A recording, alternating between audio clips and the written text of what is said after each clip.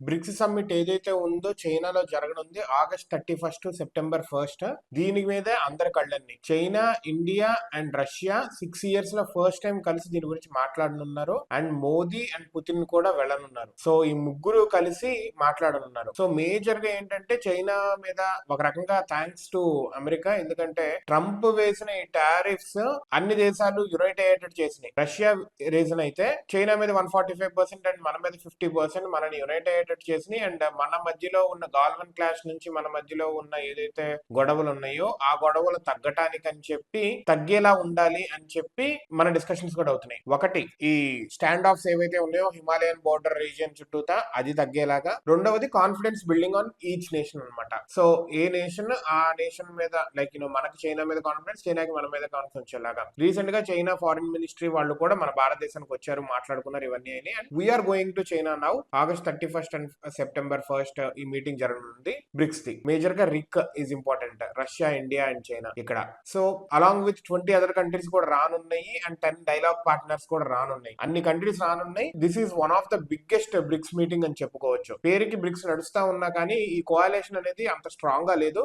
Now it is becoming strong. And de-dollarisation అనేది one of the important point to discuss ఇక్కడ. ఎందుకంటే dollar నుంచి మనము తగ్గించుకొని రూపీలో కానీ రూబెల్లో కానీ ఇలా లోకల్ కరెన్సీస్ లో డాలర్ ని తప్పించి మనం ట్రేడ్ చేసుకోవాలనేది one of the important point. And dependency on US కూడా తగ్గించుకునేలాగా. ఎందుకంటే ఇప్పుడు మనకి చైనాకి కొంచెం రిలేషన్స్ మెరుగుపడుతున్న నేపథ్యంలో మనము visas to China and visitor passes to China అనేది కొంచెం ఈజ్ చేసుకున్నాము. అదే విధంగా రేర్ ఎర్త్ మెటల్స్ అనేవి భారతదేశానికి పంపించడానికి కూడా చైనా ఒప్పుకుంది. ఎందుకంటే 85% of rare earth metals processing అనేది చైనాలో జరుగుతుంది వరల్డ్ మొత్తంలో చూసుకుంటే కనుక. జింగ్పింగ్ కి బ్రిక్స్ మీటింగ్ అనేది చాలా ఇంపార్టెంట్ బికాస్ జింగ్పింగ్ ఇది ఒక opportunity to show Beijing's vision of a multipolar new world order. ఇది అంటే బీజింగ్ ఒక ఇప్పుడు అమెరికా ఏదైతే లైక్ ప్రపంచాన్ని శాసిస్తుంది అన్నట్టుగా ఇప్పుడు చైనా అనేది ఎలా శాసిస్తుంది, లేదా importance and significance of China.